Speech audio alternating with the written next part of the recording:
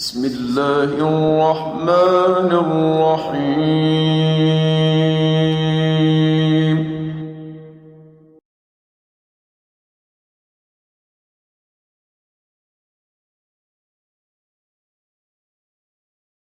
السلام عليكم ورحمة الله وبركاته. بسم الله، الصلاة والسلام على رسول الله. الحمد لله الذي علم بالقلم، علم الإنسان ما لم يعلم، والصلاة والسلام على الخير معلم الناس الخير سيدنا محمد. إن شاء الله النهاردة هنتكلم عن بداية شابتر Structure of Matter. كنا خدنا المرة اللي فاتت مقدمة بسيطة عن الشابتر، واتكلمنا فيها عن حاجات أساسية كنت المفروض أنت تعرفها، يعني من خلال حاجة بيسموها المواد الأساسية بتاعتنا، اللي هو كان بياخد في ناس بياخدوا الكيمياء والفيزياء وهكذا. لكن في ناس مش بتاخدها، عشان كده عملنا الموضوع ده. احنا اللي خدناه ايه المرة اللي فاتت؟ احنا بدأنا في البداية البسيطة دي، قلنا والله احنا عندنا شوية خصائص، سواء كانت ميكانيكية خاصة بتحمل المادة للطاقة، فيزيائية خاصة بشوية حاجات طبيعية في المادة أصلا، من غير ما يعني من غير ما أبذل مجهود هي موجودة في المادة، زي الكثافة بتاعة المادة، زي حرارة المادة النوعية، زي لون المادة، هل المادة بتوصل كهرباء ولا مش بتوصل كهرباء. دي كلها فيزيائية. طيب بالنسبة للكيميائية دي بالنسبة للروابط الكيميائية اللي بتكونها، بالنسبة للتفاعلات الكيميائية اللي بتحصل فيها، هل هي نشطة كيميائيا أو هي مش نشطة كيميائيا، وهكذا. بدأنا بعد كده بالأتوميك ستراكشر، وخدنا فكرة عن الأتوم، وقلنا إن الأتوم فيها نيوكليس موجودة في السنتر، وبيكون فيها بوزيتيف تشارج بنسميها بروتونز، وفيها نيوترال تشارج في النيوكليس نفسها بنسميها نيوترونز. وعشان تعادل الشحنة كلها لقينا في إلكترونز بتلف حوالينها بعيدة على مدارات محددة اسمها مسارات الطاقة. الإلكترون دي بتعادل الشحنة الكهربية، عشان كده جينا هنا قلنا إن الإلكتريكال ستيت أوف أتوم بتكون إيه؟ متعادلة. طيب وبعد كده قلنا للأسف يعني الموضوع مش بيكمل دايما. انت عندك مثلا زي ما اتفقنا في الصوديوم، ان الصوديوم اخر مستوى طاقه ليه بيكون فيه الكترون واحد، وده مش ادعى للاستابيليتي.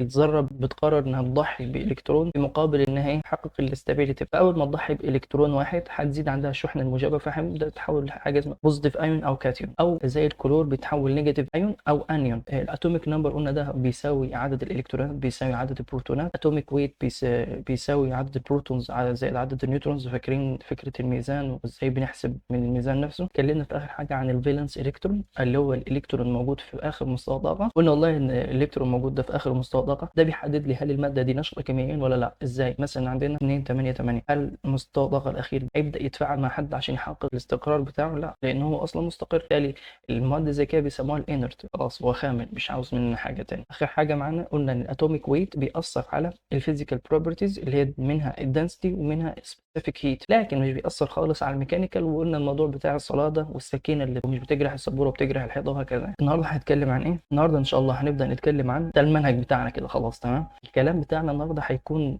خاص بالاتوم. النهارده ان شاء الله هنتكلم عن 3 عناوين رئيسيه. يعني اول عنوان هتكلم فيه هو الاتراكشن اللي بيكون بين الاتومز. يعني اتراكشن يعني قوه الجذب اللي بتكون بين الاتومز، هي بتحصل ازاي اصلا؟ دي اول حاجه. ثاني حاجه نتيجه الاتراكشن ده بيحصل بوندنج. يعني ايه بوند؟ يعني رابطه، وعندنا ادي اتوم هنا وادي اتوم هنا، حصل بينهم اتراكشن، كل واحد فيهم قرب للثاني. طيب نتيجه الحركه دي نفسها يحصل بوندنج، هيحصل ربط بين الاثنين. البوند دي احتمال تبقى طويله، احتمال تبقى قصيره، احتمال تتحرك، احتمال تتكسر. الكلام ده كله انت هتبدا تفهمه في العنوان السادس اللي معانا النهارده ان شاء الله، الانتر اتوميك ديستانس. احنا النهارده معانا 3 عناوين. اول عنوان هنتكلم عنه هو الانتر اتوميك اتراكشن، ثاني عنوان هنتكلم عليه اللي هو انتر اتوميك بوند، ثالث عنوان خالص هنبدا نتكلم فيه انتر اتوميك ديستانس. بالنسبه للانتر اتوميك اتراكشن، هو يعني ايه فكره الانتر اتوميك اتراكشن؟ هو ازاي اصلا بيحصل انتر اتوميك اتراكشن؟ قال لك مش انت عارف في نوع من الاتومز، ولنفترض ان احنا معانا الصوديوم، قلنا ان الصوديوم بيكون فيه الكترون واحد بس في اخر مستوى الطاقه دي، الالكترون ده بيضحي بيه، فبيتحول صاحبنا ده لبوزيتيف ايون. البوزيتيف ايون ده هو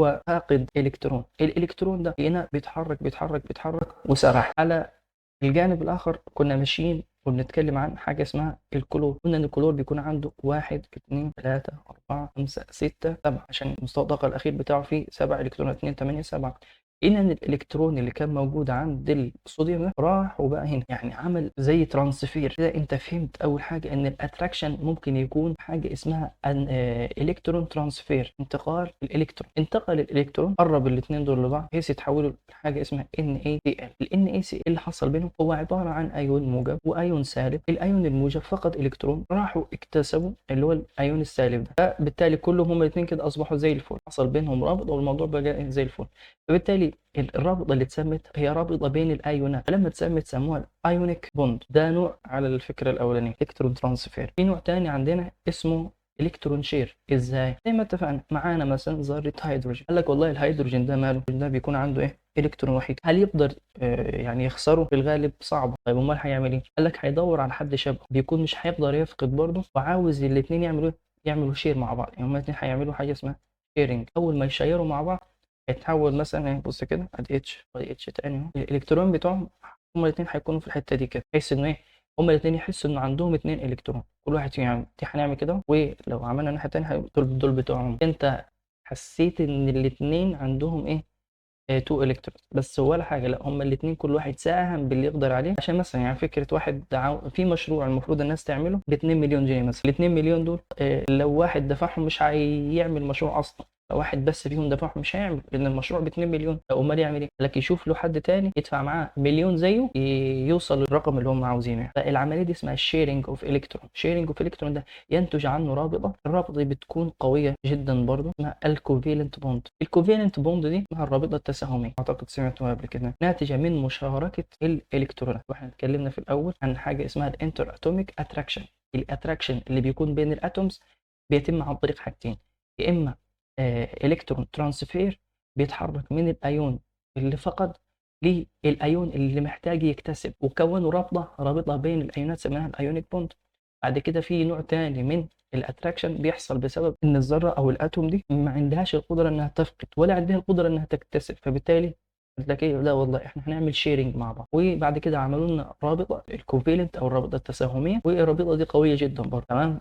دي كل فكره الانتر اتوميك اتراكشن. الانتر اتوميك اتراكشن بيعتمد على الالكترون، يا اما الالكترون هيحصل له ترانسفير يا اما الالكترون هيحصل له شيرنج. قال لك بيكون في شويه غازات اللي هو الانرت جازز، اللي هو الهيليوم والارجون والنيون والكريبتون والزينون والرادون، ده كله مش محتاج ان هو يعمل اي مشاركه لانه اصلا ستيبل. قال لك في شويه اتومز بيكتسب، في شويه اتوم بيطلقوا او بيخسروا الكترون، وفي شويه اتومز برضه بيعمل شيرنج للالكترونز، ولانهم مش قادرين لا يفقد ولا يكتسب. اللي بيكتسب الكترون ده بنسميه شخص ايه، شخص كان محتاج الكترون، فبالتالي هنسميه الانيون. والشخص الثاني ده اللي هو اللي حصل له لوزنج وفقد الشحنه الموجبه عنده زادت لانه فقد الكترون، بالتالي الشحنه الموجبه زادت عنده، فبالتالي هنسموها ايه، بوزيتيف. وكذلك اللي فوق هو اكتسب الكترون يعني الشحنه السالبه عنده زادت، فهنسميه نيجاتيف ايون. اخر حاجه اللي هي الشيرنج ده، بقول لك احنا اتكلمنا عنها دي تبع الكوفيلنت بوند. وفكره الكوفيلنت بوند جايه كلها ان شاء الله، او البوند كلها اللي احنا اتكلمنا عنها هتيجي بالتفصيل يعني. طيب، نتيجه لموضوع المشاركه والاتراكشن اللي حصلت دي، هيبدا يحصل معانا حاجه اسمها البوندنج، الرابطه. طيب، ولما نيجي نتكلم عن الرابطه لقينا ان هي نوعين. تمام. نوع بنسميه اولي او النوع الاقوى، نوع تاني بنسميه النوع الثانوي او الاضعف. طيب، النوع القوي ده اكيد انت فهمت ان هو ناتج عن حركه الالكترونات، اما بموضوع الترانسفير ده، انه الالكترون يتحرك من مكان، من اكس، الالكترون يتحرك الاكس ويروح عند واي، او عندنا اكس وواي نفسهم هما الاثنين كل واحد هيشير باللي يقدر عليه، او اخر حاجه وده المثال الجديد عليك اللي هو الرابطه الفلزيه. ازاي بتتكون الرابطه الفلزيه؟ وده اللي جاي فيه. يبقى احنا عندنا اما بالترانسفير او بالشيرنج او بموضوع الرابطه الفلزيه. طيب، النوع الثاني اللي هو السكندري ده بيكون نوع ضعيف. ايه سر الضعف اللي فيه؟ قال لك سر الضعف اللي فيه ان هو مش بينتج عن طريق انتقال الالكترون ولا مشاركه الالكترون. يبقى هنا الالكترون هو اللي ليه فضل عليهم على الجماعه دول، انتقال الالكترون او حركه الالكترون الجزء ده من مكان لمكان او علشان يبدا يكون رابطه، ده بيخليها قويه جدا يعني. لكن لو ما انتقلش الالكترون وحصل قوه جذب ضعيفه بين الاثنين، ده هنسميها سكند. ازاي وليه ما بس اعرف ان السكندري دي بتكون ايه، ضعيفه لحد ما نجي لها ان شاء الله. ايوه، احنا عندنا كده اول معلومه المفروض تعرفها من جزء البوندنج ده، ان هم نوعين، نوع بنسميه برايمري ونوع بنسميه سكندري، وكل واحد فيهم هنبدا نزود اسماء. اسمها البرايمري اسمها الانترا موليكولر او انتر اتوميك، اسمها السترونج. الثانيه اسمها الويك، اسمها الفيزيكال، اسمها الانتر موليكولر، يعني اللي بين الموليكيولز. جاي الاسماء دي كلها بس ما تستعجلش عشان بس تاخد بالك من الجزء اللي جاي. طيب، احنا فهمنا خلاص جزء الاتراكشن، وعرفنا النتيجه للاتراكشن اكيد هيحصل بوند. وعرفنا ان البوند بتاعتنا نوعين، منها برايمري ومنها سكندري، وعرفنا ان البرايمري ده هو القوي، وعرفنا ان السكندري ده هو الضعيف. عرفنا ان البرايمري هناخد فيه رابطه اسمها الرابطه الايونيه زي ما قلت لك من شويه، ورابطه نتيجه التشارك والتساهم كوفالنت، واخر نوع من الرابطه اللي هي الرابطه الفلزيه او الميتاليك. نبدا فيهم اللي احنا عارفينهم خالص دلوقتي، اللي هم الايونيك. ايه الايونيك دي؟ هو اتعملت ازاي؟ ولا حاجه. عندنا ايون موجب وعندنا ايون سالب، ولا حاجه. الايون الموجب فقد الكترون، الالكترون ده يروح عند الايون السالب، فبالتالي الايون السالب يبدا يجمع عنده الجزء اللي هو كان ايه، الجزء اللي هو كان محتاجه. يبقى 1 2 3 4 5 6 7 8، يجمع التمانية. وده هنلاقي انه عنده ايه في الاخر، برضه هنلاقي عنده 8 في الاخر، لانه فقد الكترون، فبالتالي تحول ل 2 8. بالتالي عملوا مع بعض رابطه قويه جدا دلوقتي اسمها الرابطه الايونيه، قويه جدا قويه جدا جدا. دي بتتكون ازاي؟ قال لك بيكون في حاجه موجب كده وواحد تاني اخويا سالب. تمام؟ وبتبدا يعني بيبدا الموضوع ده يتكرر، يبدا الموضوع ده يتكرر لحد ما يبدا يكون لي شكل ده بالظبط كده. خليك حافظ ان شكلها بيكون موجب سالب موجب سالب، مفيش موجب وموجب بيقابلوا بعض خالص هنا، خالص خالص خالص. تمام؟ فركز جدا في الحته دي. تمام؟ يبقى عندنا بيكون في قوه اتراكشن او اتراكشن فورس بتكون بين الاثنين دول. اتراكشن فورس بتكون بين ده وده، اتراكشن فورس بتكون ده يعني. هتلاقي ان الروابط هنا ماسكه بعض بشكل محكم خالص. ده اسمها الرابطه الايونيه. عاوزين بقى دلوقتي نبدا نعرف الامثله بتاعتها. قال لك المثال العادي اللي انت كنت عارفه ده، اللي هو ملح الطعام ال NaCl. طيب، عرفنا المثال العادي ده، يلا بينا نتكلم عن حاجه تانية ونبدا نقارن بينهم من حيث ازاي اتكونت وايه شكلها. تمام؟ المثال التاني بتاعنا ألا وهو الكوفالنت بوند. طيب، يا كوفالنت بوند انت ازاي اتكونت؟ يا كوفالنت اتكونت ازاي؟ قلت لك والله انا اتكونت من مشاركة، مشروع كان بمليون، واحد اداني 500,000 والتاني اداني 500,000 والموضوع زي الفل. طب ده فين؟ قال لك مثلا ال H2. H2 ده اتكونت ازاي؟ قال لك H و H، كل واحدة فيهم قدمت الإلكترون بتاعها. طيب ممكن نشوفها فين؟ قال لك في CH4. وده مثال حلو خالص هيبدأ يفكرنا بالجزء بتاع الكيمياء. قال لك إن السي أصلا عدد الذرات بتاعها بيكون 2 4. 4 يعني 6 إلكترونات، فآخر مستطاقة عندها بيكون فيه حوالي 4 إلكترونات. 1 2 3 4، ودي خليها نفس اللون. دي 4 إلكترونات. الأربع إلكترونات دول مش واصلين ل 8، فمحتاجين 4 إلكترونات تاني. طيب تعمل إيه تعمل إيه تعمل إيه؟ مش عارفة. قال لك إيه في المثال بتاع السي اتش 4؟ قال لك دورت يعني بدأت بتلف كده لحد ما لقيت إن في ممكن كل ذرة هيدروجين تدي لها إلكترون واحد بس.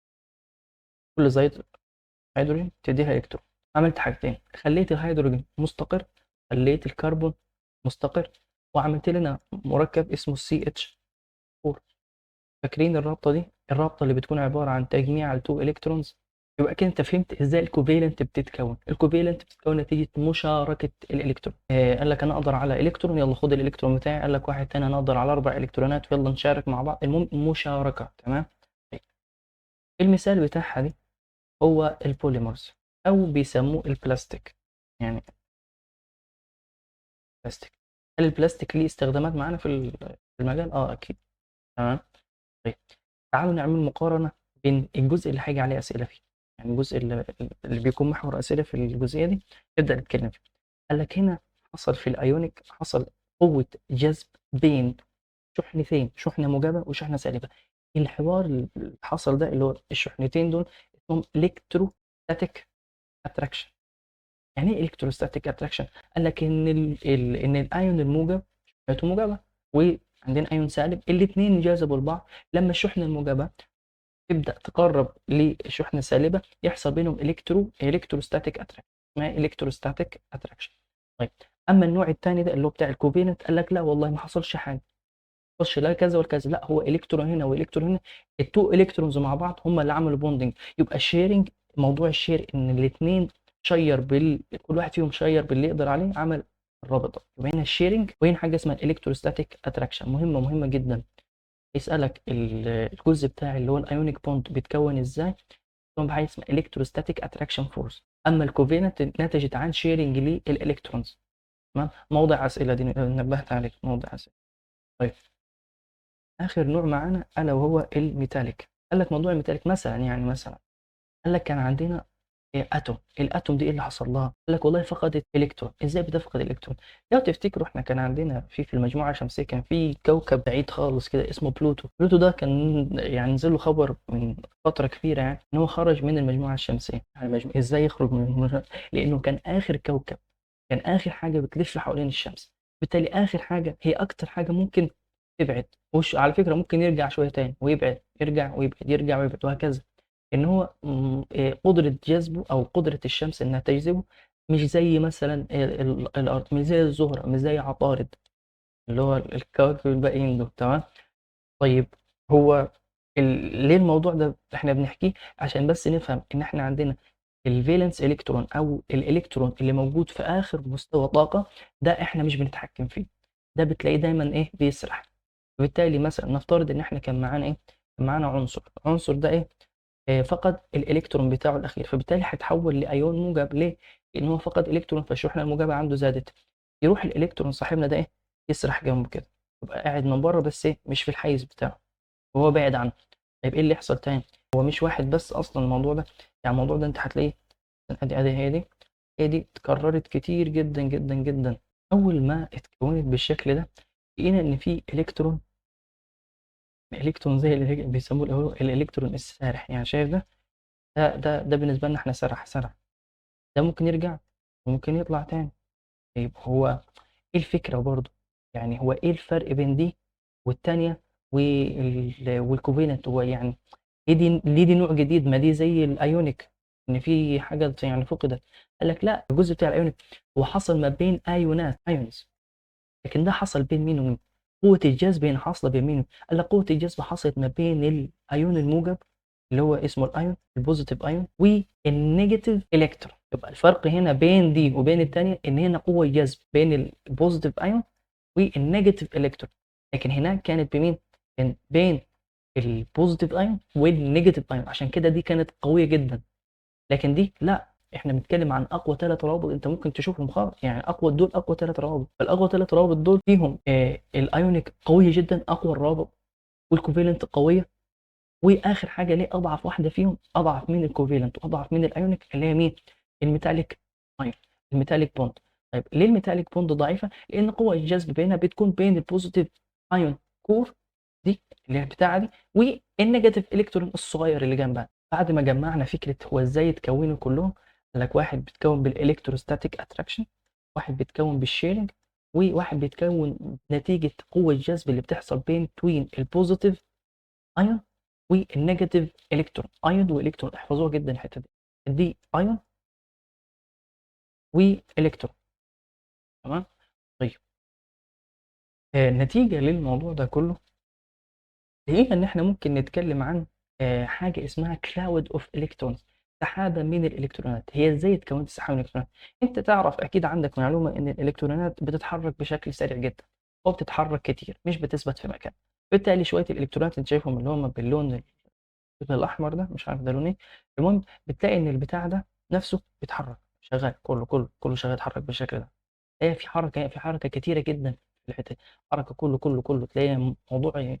فبالتالي انت لما تبص عليه تحس ان المكان كله فيه الكترونات كتير جدا. تحس ان الالكترون تلاقيه كله عامل كده، كله شغال يلف بالشكل ده. نتيجه لده كله سميناها سحابه من الالكترونات، لان انا مش شايف حاجه اصلا.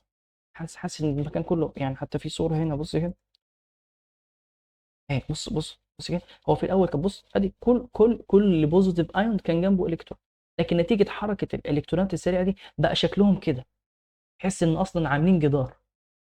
دي اسمها الكلاودز اوف الكترون، سحابه من الالكترونات. احفظ جدا الاسم ده، محتاجينه جدا جدا. احنا كده الحمد لله عرفنا اغلب الحاجات اللي عاوزين نبدا بيها الكلام. يبقى الجزء الاول اللي احنا اتشرح معانا دلوقتي، احنا عملنا مقارنه بين 3 برايمري بوندز اللي احنا كنا متكلمين عنه في الاول. ان احنا عندنا في البوند دي اتكونت نتيجه حاجه اسمها الاتراكشن اللي بين الاتومز. حصل نتيجه البوند ده نوعين، برايمري وسكندري. قلنا البرايمري ده بيكون قوي، البرايمري ده نتيجه الترانسفير، وقلنا الترانسفير ده هيعمل لي ايونيك. وبعد كده قلنا في كوفالنت، والكوفالنت دي بتاعت الشيرنج. واخر حاجه الميتاليك، وقلنا الميتاليك دي اللي هي لسه عارفينها اللي هي بتكون بين الايونيك كور والنيجاتيف الكترون. تمام. نيجاتيف الكترون والايونيك كور هم اللي عملوا لي الميتاليك. عاوزين نتكلم عن خصائص كل واحده. هيبدا دلوقتي هتكلم معاك بشكل ايه؟ شكل فيه فهم. احنا فهمنا الاساسات بتاعتها. انا دلوقتي اللي عاوز اعرف انا مجالي كاسنان هعتمد عليها في ايه؟ قال لك في الاول لازم تعرف ايه مميزاتها. انا ليه اصلا في اسنان عاوزها. تمام. انا ليه عاوزها في اسنان؟ قال لك خلاص تعال نشوف واحده واحده. والله خصائص الميتاليك بوند ايه؟ قال لك اهم ميزه عندها حاجه اسمها الفري الكترونز. يعني ايه فري الكترونز اصلا؟ لكن الالكترونات احنا كنا بنتكلم عنها دي من شويه. لك دي اللي هو الفالنس الكترون، اللي هو مستوى الالكترون بيكون موجود في مستوى الطاقه الاخير اللي بيهرب منها. بيهرب وبتتحول دي لبوزيتيف. قال لك ده مش بيثبت، تلاقيه بيتحرك في كذا مكان، تلاقيه شغال شغال شغال، يتحرك يتحرك يتحرك يتحرك بالشكل ده لحد ما يعمل لك زي ما اقول شبكه من الالكترونات، سحابه من الالكترونات او بحر من الالكترونات. الحركه الكتيره دي كلها بتتكون حاجه اسمها كلاود اوف الكترون. كلاود اوف الكترون. الكلاود اوف الكترون دي ليها شويه مميزات، اكيد حاجات ليها مميزات وليها عيوب. طيب احنا عاوزين نقيس المميزات والعيوب دي على حاجه تبعنا احنا في الكليه، غير اسنان تبعنا احنا. تمام. طيب نبدا باول حاجه. انت ما دام قلت لك في الكترونات والالكترونات دي بتتحرك، يبقى هتقول اكيد في كهرباء. يبقى اذا اول حاجه في لازم تعرف الجزئيه دي انها بتوصل كهرباء. ما دام بتوصل كهرباء هتوصل حراره او هتوصل حراره، يبقى هي جيدة التوصيل الحرارة والكهرباء. فاكرين في الذات جيدة توصيل الحرارة والكهرباء هي نفس الفكرة. يبقى thermal and electrical conductor. دي أول واحدة. نتيجة إيه الكلام ده كله؟ هتقول والله نتيجة الفري إلكترون. خلاص أنت كده زي الفل الحمد لله. يعني دي صح. إيه تاني؟ قال لك برضه نتيجة الكلاود أوف إلكترون دي. يعني إيه كلاود أوف إلكترون؟ بص كده تعالى أوريها لك. هنا في الأول كان عبارة عن إلكترون. كل أيون كان ليه إلكترون العادي. الإلكترون ده بدأ يسرح، يتحرك يتحرك يتحرك. نتيجة الحركة الكتير دي بتاعتهم دي قال لك إيه دي عاملين زي السحابة يعني. احنا مش شايفين حاجة. بص تحس ان كلها بقت الكترونات مع ان في كل واحدة بس ليهم الكترون. اللي الحركة الكتير دي عامل زي شبكة. الشبكة دي اكيد هتوصل كهرباء، توصل حرارة. دي اهم حاجتين عاوز تعرفهم في الحتة. طيب ايه تاني؟ قال لك تعاملها مع الضوء بيكون ازاي. يعني انا لو جبت معدن وحطيته في تحت الشمس ايه اللي هيحصل؟ قال لك اكيد هتشوف بريق. طب ايه سبب البريق ده؟ قال لك نتيجة التعامل مع الضوء. طب هو الضوء احنا بنتعامل معاه ازاي؟ قال لك يا اما الضوء ده يسقط على حاجة بيضة خالص فيتنعكس. الضوء الابيض لما يسقط على حاجة لونها ابيض بينعكس. طيب الضوء الابيض برضه لو نزل على حاجة لونها اسود ايه اللي هيحصل له؟ هيمتص كله. هنا هيحصل النوعين. يا اما هيحصل بريق انعكاس كل الضوء اللي نزل، او الضوء اللي نزل هيمتص، بالتالي هيتحول لجسم معتم. جسم معتم اللي هو بنسموه الاوبيك. الاوبيك ده ليه عندنا عيب. يبقى اول حاجه دلوقتي انت عرفت ايه الالكتريكال اند ثيرمال كوندكتور. تمام. ليها عيب بس هناخدها بعد الاوبيك لان الاوبيك اسهل. ايه عيبها دي بقى؟ قال لك والله واحنا بنعمل حشوه واحد كان عنده تسوس. التسوس ده ما وصلش طبعا للجزء بتاع العصب. يعني احنا معودين احنا لو التسوس وصل للحته دي التسوس وصل معايا للجزء ده فبالتالي ده اسمه عاوز محتاج حشو عصب. لكن لو بس في الجزئيه دي الموضوع ما نزلش تحت خالص الا ده زي الفل. تمام كده. وهيتعمل له حشو عادي. الشخص ده خلاص وصلت ايه الحته دي ودينا بنحاول نشوف له حشوه. مشينا معاه لحد ما لقينا له حشوه. قلنا الحشوه دي هتكون حشوه امالجم. المشكله بقى في الامالجم انه معدن. المعدن ده بيعكس الضوء وبيمتص الضوء. يبقى اسمه اما بيكون لاستر او بيكون اوبيك. طيب ايه المشكله في الاوبيك؟ قال لك والله اوبيك ان احنا عندنا هنا في طبقه اسمها طبقه الانامل. صح. قال لك ان الانامل دي بتكون شفافه. الشفافيه بتاعه الانامل دي ان شاء الله هتاخدوها في الاورال هيستولوجي هتلاقوا ان هو ترانسليوسنت. شفاف معناه ترانسليوسنت بس مش شفاف خالص يعني عنده درجه من الشفافيه. الشفافيه دي اسمها ترانسليوسنسي. طيب الترانسليوسنسي بتاعه الانامل اكيد مش هتبقى زي المعدن. بالتالي ده هيديني منظر مش لذيذ خالص زي اللي انت شايفه قدامك. تحس ان في كونتراست جامد بين الاثنين، في تباين يعني في اختلاف كبير جدا بين دي وبين دي. دي كانت مشكله طبعا. فبالتالي حاولنا ندور على حلول احسن، حلول افضل. فظهرت لنا حشوه اسمها حشوه التجميليه او حشوه الكومبوزيت. الحشوه اللي شفناها المره اللي فاتت اللي هي بتكون شكلها كويس. تمام. إيه. مثلا كانت زي دي وتحولت للشكل ده. فده حشوة كومبوزيت كانت حلوة خالص. تمام. طيب، يبقى أول معلومة عرفناها هي جزئية إيه؟ جزئية هل هو لاستر؟ لاستر يعني إيه لاستر؟ يعني عنده بريق. طيب، وهل هو معتم أم لا؟ أكيد كلمة البريق دي حلوة، يعني إن هو لو عمل كده سنة لمعان كده وهو بيعكس الضوء حلو. طيب، أمال إيه التاني؟ قال لك الأوبيك، والأوبيك دي قلنا فيها مشكلة، اللي هي في تباين إن الإنامل، طبقة الإنامل عندنا بتكون إيه؟ بتكون ترانسلوسنت، مش بتكون أوبيك.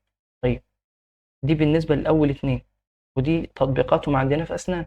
طيب، إيه التطبيقات التانية بتاعت الكهرباء؟ توصيلها للكهرباء والحرارة، إيه مشكلتها؟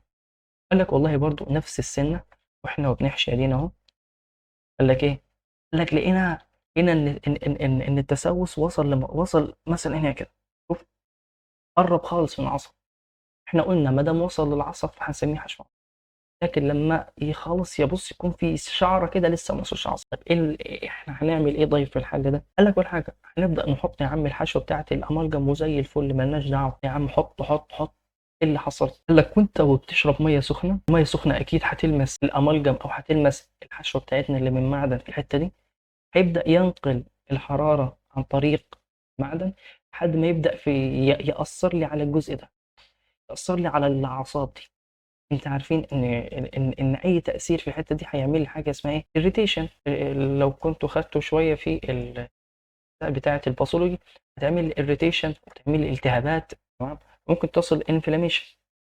inflammation معناها حشو عصب خلاص. نتيجه ايه؟ مش نتيجه ان التسوس واصل للعصب، لا، نتيجه ان حصل حراري، الحافز الحراري ده دخل كده واثر لي على العصب. تمام. دي مشكله. طيب، والكهرباء نفس الفكره، في حركه، في حاجه بتحصل كده، توصيل كهربي مش علينا صراحه، يعني هناخدوه ان شاء الله في اخر شابتر، بس فككم منه. إيه لو حصلت كهرباء، سنه كهرباء، سنه انت نفسك مش هتحس بيها لو لمستها، بس هي اكيد الاعصاب دي هتحس بسنه الكهرباء، لان الاعصاب اصلا كهرباء. فنتيجه سنه الكهرباء دي هتبدا تعمل اريتيشن برضو للاعصاب. الماده تكون بتوصل كهرباء وبتوصل حراره، دي عندنا مشكله مش بنحبها. تمام. احنا مش بنحب الكلام ده. امال عاوزين ايه؟ قال لك في حل، الحل ده بيكون حل سحري. قال لك نعمل ايه؟ قال لك وانت بتحط الماده، يعني يعني حطيت الماده كده صح؟ حطيت الماده زي الفل. قال لك بتحط تحتها عازل. يبقى دي الناس اللي فاهمه، الناس اللي كانت بتذاكر وفاهمه انها لازم تحط ايه، تحط عازل كده في الحته دي. ليه؟ بس تمنع ان اي حاجه تصل للجزء اللي تحت ده، يبقى ده عازل، فاكيد هنسميه انسوليتور. انسوليتور. يبقى احنا علشان نتجنب مشكله ان الكهرباء بتوصل او الحراره بتوصل، فبالتالي هيحصل مشكله في البلب، لا، احنا نعمل ايه؟ احنا يا باشا نحطها هي بتاعه الكهرباء دي، بس نحط تحتها عازل يعزلها عن البلب. تمام. دي كانت الحل بتاعتها، وده كان التطبيق بتاعها رقم اتنين. طيب، احنا في الاول اتكلمنا قلنا ان الميتاليك بوند دي بتكون ايه؟ اكيد بتكون قويه خالص، وبتكون هارد بتاعها كويس. هاردنس بتاعها السكينه، واحنا وبنجرح السكينه، يعني لما نمسك السكينه ونجرح بيها الحيطه، الهاردنس بتاعها عالي جدا، الصلاده بتاعتها عاليه جدا. قلنا اوبيك، ليه اوبيك؟ لان في شويه الكترونز بتمتص الضوء. طيب، وليه لاسترز؟ ليه لاستر؟ قال لك لاستر لان في شويه الكترون بتعكس الضوء، ريفلكت، بتوصل حراره، هاي ثيرمال كوندكتيفيتي وهاي الكتريكال كوندكتيفيتي. تمام. اخر حاجه معانا اللي هي الدكتايل والميليابيليتي، والحته دي يعني حلوه للفهم. electrons which act as a حط glue. بص كده، شايف؟ دي كانت الفكره بتاعتنا، احنا قلنا بوزيتيف ايون، شويه الكترونز تبع كل ايون طبعا فيهم. اللي هيبدا يحصل، عارفين الالكترونز بتتحرك، والكل بص، شايف كل شغال يتحرك بشكل سريع جدا جدا جدا. النتيجه لده انت هتحس ان هي عباره عن سحابه من الالكترونات اللي وراها، زي ما شفنا من شويه. طيب، ادي حركه الالكترونات، بص هتلاقي حركه الالكترونات سريعه جدا جدا جدا بالحركه دي. انا ممكن اعمل ايه؟ قال لك انت ممكن تعيد تشكيل المعدن ده. ازاي؟ قال لك والله هنبدا نعمل فيه حاجه حلوه خالص. قال لك انا هجيب زي مطرقه كده، هبدا اضرب من الحته دي، ابدا اعرضها لفورس، ابدا اعرضها لفورس. ايه اللي هيحصل؟ بص، انا زحتها كده، انا كده حركت دي كده، حركت دي لتحت، بالتالي انا كده عندي قدره ان اعمل اعاده تشكيل. يعني ايه دكتايل ويعني ايه ميليبل؟ دي عمليه الطرق، عمليه السحب، قابل للسحب والطرق، وقابل للطرق والسحب اللي انتوا كنتوا فاهمين. تمام؟ يبقى كده احنا عملنا هنا اول حاجه، اول ما ضربتها بالشاكوش مثلا راح دول اتحركوا كده، شاكوش تاني راح دول نزلوا كده. بدل انا كانت عندي مثلا معدن بالشكل ده، بص كده، شاف شكل المعدن كان شكله ايه؟ مربع. جبت انا الشاكوش وبدات اضرب فيه لحد ما هحوله عباره عن شيت. بص اللي هيحصل ايه، يبدا يضرب ويتحرك، يضرب ويتحرك، يضرب ويتحرك، يضرب ويتحرك، لحد ما يتحول عباره عن شيت صغير، حته كده رفيعه خالص. دي انا ممكن اشده احوله لحته اسلاك. الاسلاك دي انا ممكن استخدمها في اسلاك القرص والناس اللي بتعمل تقويم. انا ممكن ابدا اشدهم من الناحيتين لحد ما اعمل لي سلك. انا جبت شاكوش، اول ما ضربت الجزء ده، الجزء ده اتحرك كده، يعني الجزء ده اتحرك، هتلاقي ده اتحرك في الحته دي كده عشان انا نضيف. الجزء ده اتحرك في الحته دي. إيه اللي حصل؟ بص بص بص هنا ايه، قعدنا تشكيل على شكل رومبويدال. طيب امال هنا كان ايه؟ ده كان عامل شكل كده كلاكيعي. انا بدات ايه، اعدل شكله. انا ممكن اعدل شكل المعدن بواسطه عمليه الطرق والسحب انه يقبل الموضوع ده. كده احنا عرفنا كل الخصائص الخاصه بيه الجزء بتاع الميتاليك بوند. اول حاجه دي، يعني دي في الكل ففكك منها. اعرف لي بس الجزئين. جزئين عباره عن تعامل مع الضوء، هو اما بيعمل امتصاص للضوء او بيعمل اللي هو موضوع لاسترز، يعكس الضوء. طيب هيمتص الضوء، هيبقى جسم اوبيك بسبب امتصاص الالكترونات للضوء، او الكلاود اوف الكترون امتصت الضوء. طيب لاستر عكست، اكيد الكلاود اوف الكترون برضه عكست الضوء. طيب قلنا عنده هاي ثيرمال كوندكتيفيتي، بيوصل حراره وبيوصل كهرباء. والتطبيقات اللي احنا عملناها مع بعض دي على الامثله دي، ان في الاوبيك مش هتنفع علشان الانامل اصلا مش اوبيك، فبالتالي هنضطر ان احنا ندور على حاجه تانية افضل. وفي الثيرمال والالكتريكال ان احنا هنحط انسوليتور او عازل تحتها. الكلام ده كله مش موجود في المنهج معاك دلوقتي، انت تفهمها كواحد عاوز يفهم. تمام؟ بعد كده الدكتايل والميلابيليتي، ده هيساعدني ان انا اعرف اشكل الحاجه دي بالتفاصيل الممله بتاعتها. يعني انا عاوزها شكلها كده هقدر اعملها. تمام. ده الكلام بالنسبه للميتاليك بوند. اخر حاجه معانا في جزئيه الميتال هي الامثله اللي علينا في المجال يعني نفسه، اللي هو اي معدن معانا، اي معدن يندرج تحت خاصيه الميتاليك بوند دي. طيب كده احنا خلصنا الميتاليك بوند، نبدا ندخل على الكوفالنت بوند. طيب بالنسبه للكوفالنت بوند، اول حاجه عاوزين نعرفها اللي هي اتكونت ازاي نتيجه الشيرنج بين الكترونز. كل ذره او كل اتوم شاركت بالالكترون اللي تقدر عليه. طيب هنعمل مقارنة بين الخصائص بتاعة الميتاليك والخصائص بتاعة الكوفالنت. أول حاجة، هل في الكوفالنت فيه فري إلكترون؟ لا. ليه؟ لأن كل إلكترون اتشارك أصلا مع التاني. يعني هنا هل في فري إلكترونز؟ استحالة تلاقي فري إلكترونز. أمال الفري إلكترونز دي كنت بشوفهم فين؟ في الجزء بتاع الميتاليك. طيب يبقى هنا مفيش أكيد إلكترونز، فبالتالي no electrical conductor و no thermal conductor. صح كده؟ طيب يبقى الحاجات اللي كانت بتعملها الالكترونات اللي في الميتاليك لا مش هنلاقيها. طيب امال هنشوف ايه؟ هنشوف في حاجات تتميز بيها بقى الكوفالنت. ايه اللي بيتميز بيه الكوفالنت؟ طيب اذا كانت الالكترونز مش فري، يعني مفيش فري الكترون خالص، امال مالها الالكترون؟ قال لك الالكترونز هي بتكون دايركشنال. يعني ايه دايركشن؟ يعني كل الكترون عارف هيروح فين، كل الكترون حافظ المكان اللي المفروض هيروح فيه. يعني مثلا هو عارف ان في هنا ذره هيدروجين، فبيروح مخصوص على ذره هيدروجين. دايركشن، حافظ المكان اللي هيروح فيه. تمام. طيب كنا عملنا شكل من شويه، هو الاتش مع الاتش، كل واحده فيهم كانت بتشارك بالكترون، وعملنا شكل ده انه كل واحده فيهم ممكن تبان بالشكل ده. في تداخل بينهم. جزء التداخل ده فاكرين سميناه اوفرلاب اريا. الاوفرلاب اريا هي المكان اللي الالكترونات بتكون فيها مشاركه، يعني المكان ده هو سموه الاوفرلاب اريا. طيب المكان ده ليه خصائص. قال لك والله اول حاجه ان المكان ده الالكترونات بتفضل فيه وقت اطول من الباقيين. مثلا على سبيل المثال مش حقيقه يعني، لو بنفترض ان عشان تاخد اللفه دي كلها هتقعد معانا مثلا ثانيتين، ادي مثلا في الجزء ده هتقعد مثلا 5 ثواني. تمام. طبعا على سبيل المثال، يعني الالكترونات بتطول جدا في الحته دي عشان تفضل حاله الاستقرار بتاعتها شغاله اطول ما يمكن. تمام. وده برضو قالوا ان ده هو تعريف لجزء الدايركشن. يبقى الدايركشنال معانا ان كل الكترون حافظ المكان بتاعه، فبالتالي الالكترون اول ما يلف يجي عند الحته دي عارف ان هو المفروض يقعد في الفتره دي اطول ما يمكن. تمام. يبقى عندنا جزئين للدايركشن، ان كل الكترون عارف المكان بتاعه اللي هيروح فيه ايه، على عكس الجزء بتاع الايونيك اللي هو ايه نون دايركشنال. في الايونيك يعني ايه نون دايركشنال؟ ان اي الكترون موجود هيروح لاي ذره كلور، هو ما فيش، مش متوجهين زي الباقي يعني. يبقى احنا اتكلمنا عن ان الالكترونز ما فيش فري الكترونز، وبالتالي اكيد مش هيكون في الكتريكال، مش هيكون في ثيرمال كوندكتيفيتي، وان الالكترونز بتكون ايه، بتكون دايركشنال، يعني كل الكترون حافظ المكان اللي هيروح فيه. مش بتذوب في المواد الغير عضويه، يعني زي يعني مثلا لو جبت حته بلاستيك وحطيتها في الميه، هل هتدوب؟ لا. طيب لو جبت بلاستيك وحطيتها في كحول هتدوب؟ اه. كده احنا معانا 4 خصائص للكوفالنت بوند. ان اول حاجه انها اكيد قويه، ده مفيش في كلام، مش بتوصل كهرباء، مش بتوصل حراره. الالكترونات فيها بتكون دايركشن، على عكس بتاعت الايونيك كانت نون دايركشن. واخر حاجه معانا اللي هي جزئيه ايه، جزئيه هل هي بتدوب في ايه بالظبط. يعني هنلاقي ان الايونيك بتدوب، يعني مثلا معانا ملح، عشان ندوب ملح هنحطه فين؟ ندوب ملح نحطه في ميه. طيب لا انا معايا مثلا حاجه بلاستيك ادوبها فين؟ لك هتجيب شويه كحول، الكحول ده مركب ايه، عضوي اورجانيك. فالبوليمرز او الرابطه الكوفالنت بيحصل لها سولفنت، يعني بتدوب فين؟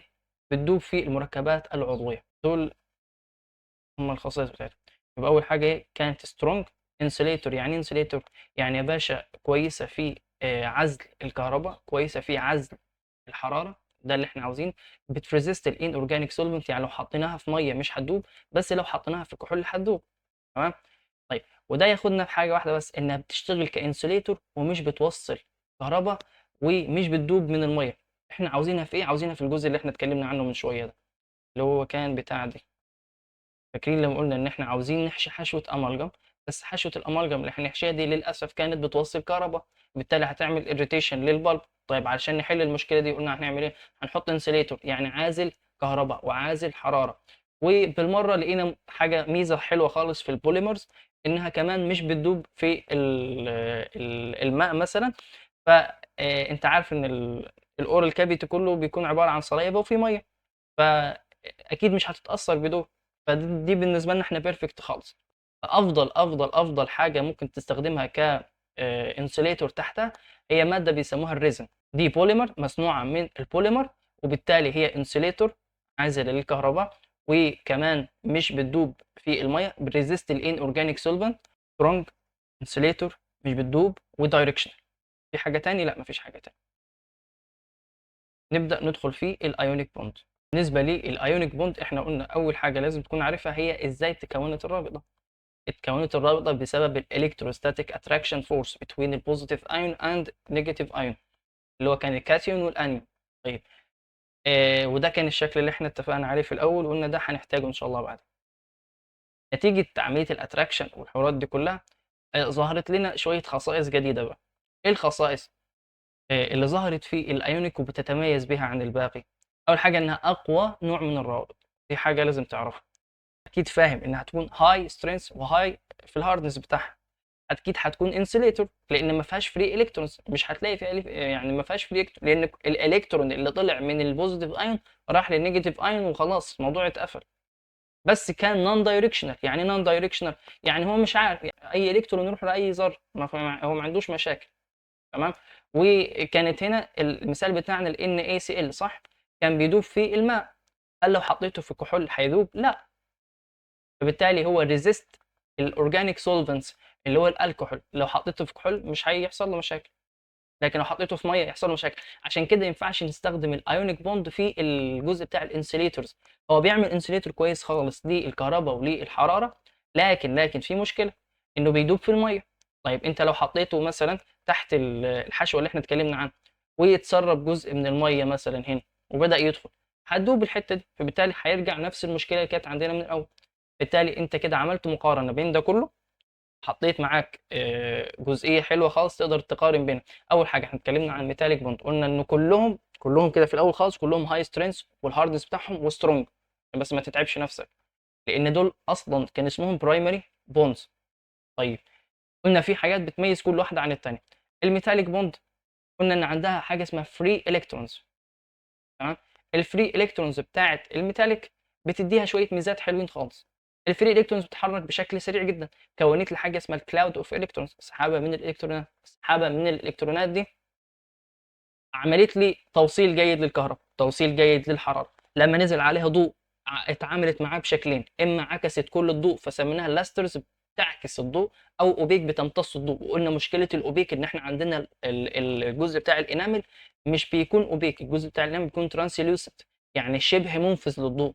بالتالي دي مشكله، لان هيعمل كونتراست، هتعمل تباين، هقدر اشوف الشكل، وممكن شكلها يكون وحش اصلا. تمام. بس واخر حاجه مميزه جدا جدا ليها بتاعه الطرق والسحب، الدكتايل والميليبل.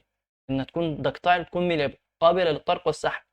تمام. وهنبدا نتكلم عنها دي الاثنين دول بشكل خاص، اللي هي الايونيك والميتاليك في جزئيه الطرق والسحب دي.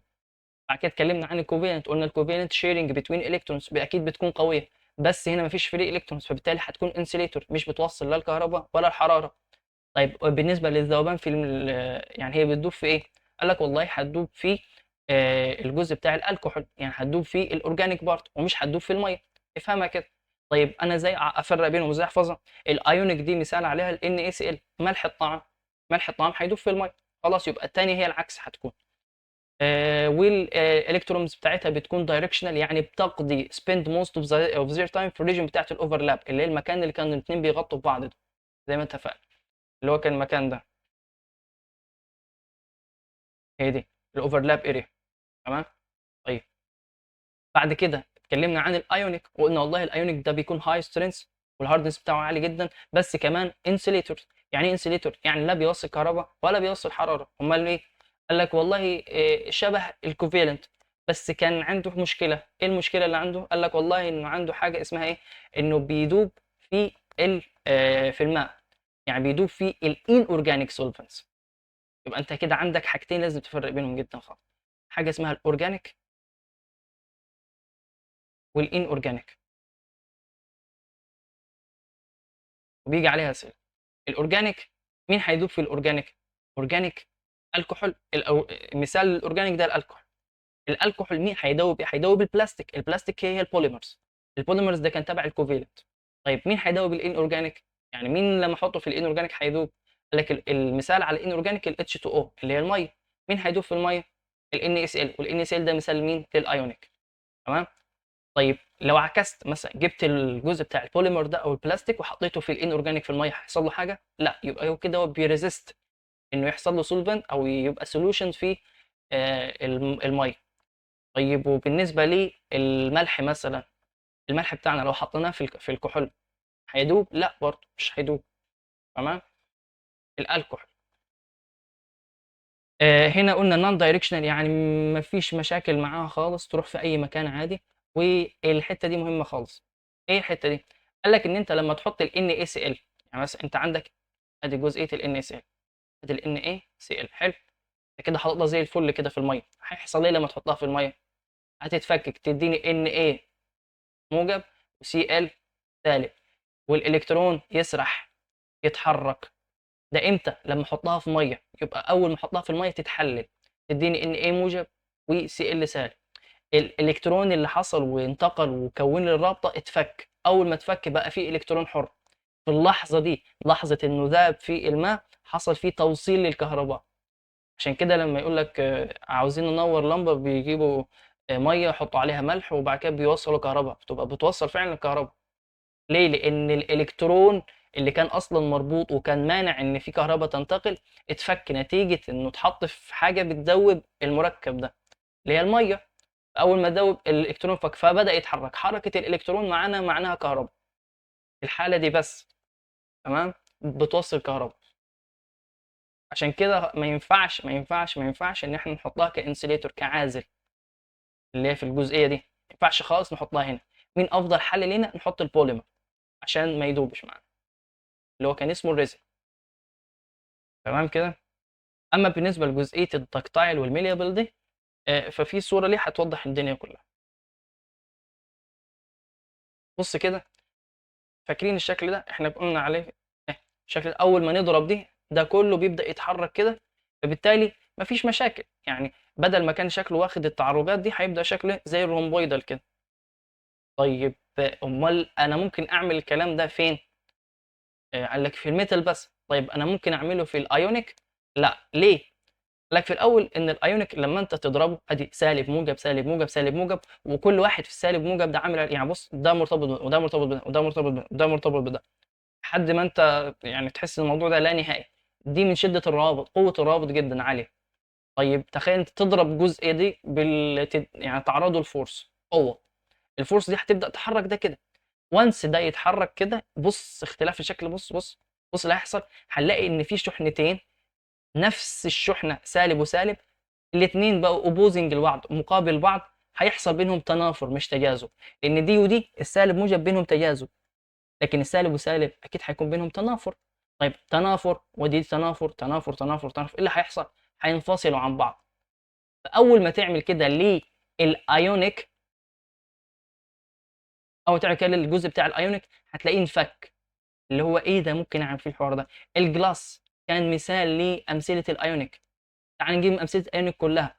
انا عندي كان في مثال اسمه الجلاس. الجلاس هي اي ماده ممكن تتكسر منه. طيب ايه تاني؟ قال لك في السيراميكس، من اسمها معروفه السيراميك اللي هي دي سيراميك. طيب انت يعني لو انت واحد متابع هتقول طيب ما السيراميك مش بيذوب في الماء. اه فعلا مش بيذوب في الماء. طب ايه يعني ايه السبب ان السيراميكس مش هيذوب في الماء، مع ان انت بتقول ان ده ايونيك والايونيك هيذوب في الماء؟ قال لك لان دي مش الحاله بتاعت السيراميك، دي حاله حصل لها احنا مسكنا المركب الكامل بتاع الذرات كلها بتاعت السيراميك وحطيناها في الفرن ودمجناها كلها مع بعض، خليناها عباره عن صوره واحده. يعني هو في الاول كان شكله كده عباره عن شويه بودره، باودر. الباودر ده فعلا لو حطيته في الميه هيدوب، انه من مركبات ايونيه. لكن انت جبت المركب ده وفرغته خالص من الميه وعملت له تشكيل وحطيته في الفرن وكونت الشكل ده، استحاله يدوب معاه. تمام. طيب يبقى اول مثال خدناه تبع الايونيك كان عباره عن حاجه اسمها الجلاس. بس. تمام. تاني حاجه السيراميك. تالت حاجه الجبسون. ايه هو الجبسون ده؟ لما الدكتور بيبدا ياخد المقاس بتاعك، اول مثلا يعمل ريدكشن والكلام اللي احنا اتكلمنا عنه ده، يبدا ياخد مثلا المقاس، يبدا يصب المقاس بره. صبة المقاس دي بتتعمل بحاجه اسمها جبسون. جبس عادي خالص. بنستخدم الجبس في اكثر من حاجه، في اكثر من حوار، مش عاوزين بس غير ان احنا نعرف الاسم دلوقتي. هيكون في شابتر كامل باسم الجبس. كده احنا عرفنا اول مثال للايونيك كان الجلاس، ثاني مثال خدناه السيراميكس، ثالث مثال هو الجبسون. ثالث مثال، وده مثال انت ممكن ما تحبوش في الاول، ليه؟ لان انت بقيت فاهم. مثلا انا هنا كنت عاوز اعمل حشوه، فجيت وحطيت الماده دي في الاول. هي ايه الماده دي؟ اسمها زنك فوسفات سيمنت. سيمنت يعني ايه سيمنت اصلا؟ قال لك سيمنت كان ليه كذا دور. من الوظائف بتاعه السيمنت انه بيستخدم كليوتنج ايجنت. يعني ايه ليوتنج ايجنت؟ اللي هي الشكل ده بالظبط، ان هو بيبدا يثبت الحشوه معاه. يعني مثلا انا الحشوه خايف انها مثلا ما تثبتش كويس، فابدا اجيب لها ايه حاجه تثبتها، لزق يعني. فيبدا يحط الجزء بتاع السيمنت دي في الحته دي كلها. وقال لك ممكن نستخدمها كانسوليتور زي المثال بتاعنا. فليها استخدامات كتير جدا. كام مثال كده، تعالوا نقرا كده الكلام من اول خالص ونبدا ايه نعيش القصه كلها. احنا اتكلمنا في الاول عن الانتر اتوميك بوندنج، صح. قلنا والله الانتر اتوميك بوند عباره عن برايمري، واتكلمنا ان البرايمري عباره عن كوفالنت وايونيك وميتاليك، وقلنا السكندري ده هنتكلم عنه ان شاء الله. بعد كده بدانا نتكلم ان اوتر موست فالنس الكترون هو اللي بيديني التحكمات دي كلها. قال لك معظم التركيبات او معظم الحاجات اللي هستخدمها بتكون في شكل السوليد. يعني ايه سوليد؟ يعني حاجات ناشفه، لكن مش هتمسك حاجه طريه. يعني انت ايه استخداماتنا احنا اصلا؟ يعني هل شفت دكتور اسنان بيستخدم حاجه جيلي؟ لا، في الغالب الطربوش بيكون عباره عن سوليدز. الجبس بيتحول لسوليد. احنا كل استخداماتنا في الغالب بتكون سوليد. طيب بعد كده بدانا في البرايمري، قلنا ان البرايمري هيكون ليها اسم. مش عاوزين دي، احنا عاوزين ده دلوقتي. بيكون اسمه ايه؟ سترونج او البرايمري. قلنا ثلاث انواع، الايونيك والكوفالنت والميتاليك. قلنا بسم الله الرحمن الرحيم الايونيك معناها الكتروستاتيك اتراكشن بين بوزيتيف اند نيجاتيف ايونز. تمام خالص يعني. طيب اللي هو كان فيه الكترون هنا، الالكترون ده راح للحته دي، فبالتالي عمل لي رابطه متكونه من الاثنين دول، وكل واحد فيهم متحول ل بوزيتيف ايون ونيجاتيف ايون. طيب وده مثال عليه كان الصوديوم والكلور لما عملوا ال NaCl.